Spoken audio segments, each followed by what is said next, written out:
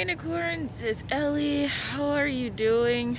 Today is May 8th. This is the second day that Tennessee has let us out of quarantine. Um, Memphis is still like a little rocky, so we're just taking it day by day basically. I just went grocery shopping, so this is just my little shopping basket here. I didn't get too much.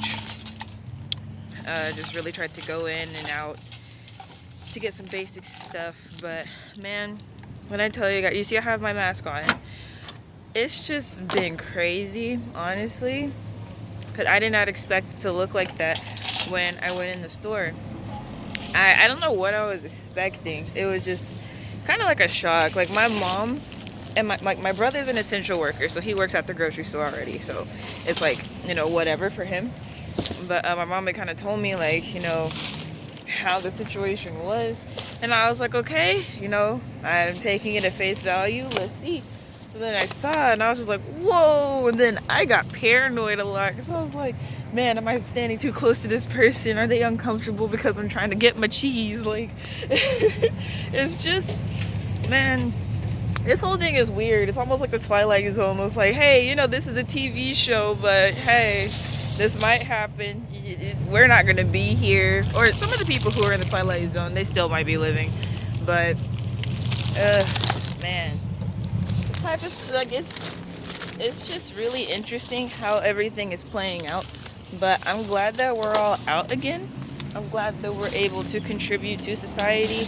And it made me proud to see how well people were doing with not specifically social distancing, because, you know, you can't really help it sometimes when you have to be close to people in certain times, but people are like being really polite. No one's being aggressive or rude about anything. So that was one thing that I really appreciated. This is kind of loud, hold on.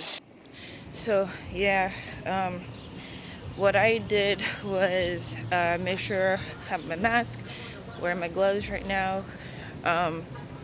Yeah, just being careful. It's crazy, man. Like, this is like really, really interesting, and I'm not sure what type of content you guys watch, but one of my favorite YouTubers, his name is Marcus Rogers. He is he does most of his stuff on Facebook. I don't follow him on Facebook. I'm just subscribed to him on YouTube, so I see his live streams after he re-uploads them. But one of his recent videos was, like, for some reason, like, I've been doing really good with my skincare routine, and my skin is just like, yeah, no. So I started taking back, I'm sorry, I'm getting back to my train of thought in a second. I'm getting back to, I'm using my skin vitamins again, from Botanicals. Not Botanicals, is it Hairfinity? They have like a Brock Beauty, that's what it's called.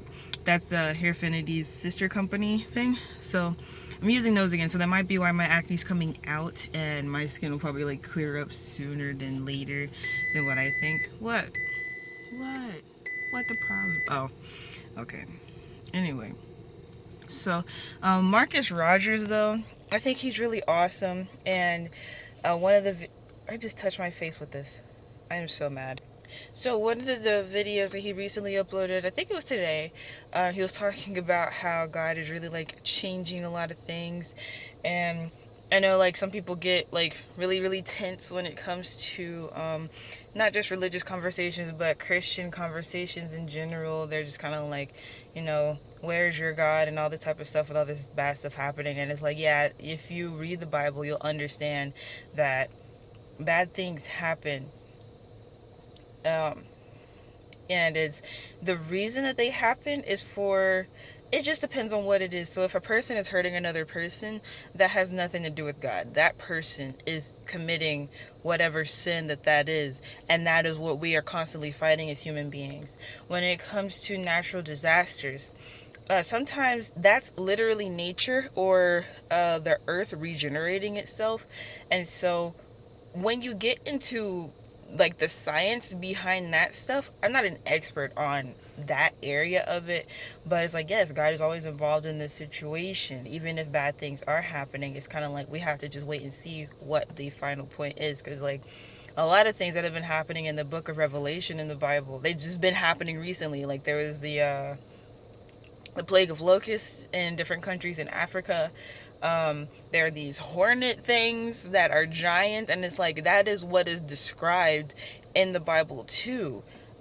Um, I'm not. There have been earthquakes. I don't know specifically where those have been, but it's just been stuff like that. And we don't know, but those are the signs of Jesus coming back. I'm not sure if it'll happen, like this year in 2020. I mean, who knows? We had UFOs be released by the Pentagon, and so that leaves the information behind them. So they're claiming that unidentified flying objects are the truth.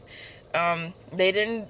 I'm not sure if they disclosed specifically if they're quote unquote aliens specifically. Oh, hold on, my sister's calling me. Hello, Tyra. Oh my gosh, MJ, just I'm not even gonna talk about it, but anyway, yeah. Anyway, Marcus was talking about how God is really like shifting a lot of things spiritually, and we can only see the physical. Um, I don't know what type of spiritual gifts a lot of you may have. I know people have been crossing that line of like Christo pagan type thing, because a lot of times in the Christian church they get away from spiritual gifts, and so people are looking for that miraculous feeling and experience with Jesus. So people are like trying to find their way, whether it be connecting with what is called the universe or believing that they're Christo pagan. And so it's like I feel like once we get a lot of us get better educated in the Bible, and specifically the Gospels, Acts, and First and Second Chronicles, we'll be able to understand fully how to use our power in Jesus Christ. So that's a whole different thing. I really appreciate everybody who was. I mean, everybody was part of this, but the people who did their best to abide by the rules. I know some people rebelled relentlessly, and I understand, because like it's like one of those things we don't know uh what the result could have been had we just like gone regularly about our lives, because what would have happened in the past was there wouldn't have been a lockdown. They would have just let the quote unquote plague happen. How it would have the pandemic would have happened in years past. So when the swine flu became a thing, the Spanish flu was a thing, and it would have just been larger death numbers. And a lot of people agree that that's what should have happened, and because it wouldn't have affected the population all too much, especially considering the fact that we realized that the coronavirus specifically targeted a particular group of people, and people who already have particular health issues anyway. So, but we don't know. We will never know. This is how the government decided to do everything, and so all we can do is get back to our lives and everything. Um, as far as like the business people who are being affected by this, it's honestly so much. I do a lot of research on what's going on. I try to stay away from the entrepreneurship thing, as far as how it's affecting people specifically, because I know that it's just hard for a lot of people.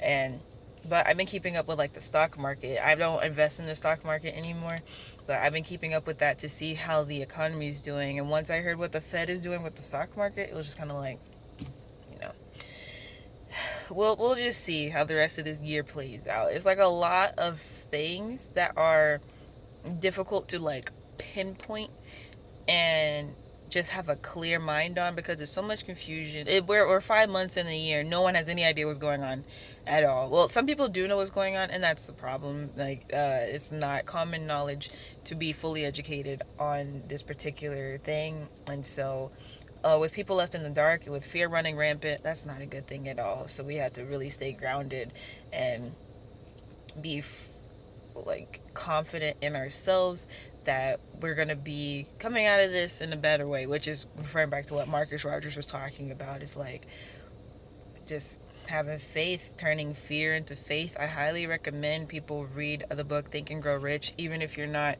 going to read it for the financial aspect. I think it's good for everybody to read that book, just to get a better sense of what it is to be a human being in general.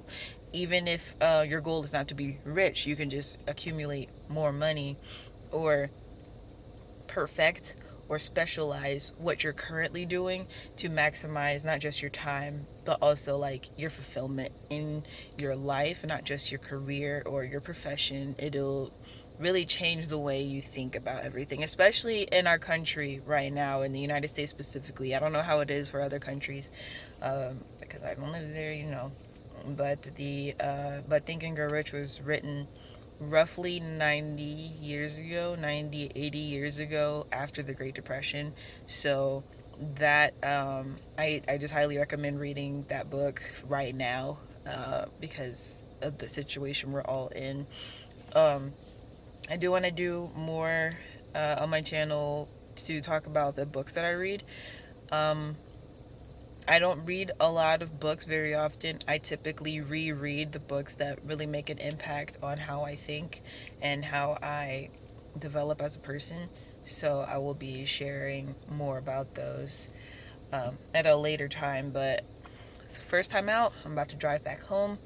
And man, we got this, you guys. We got this. All right, Rainicorns, I will talk to you in the next one. Peace.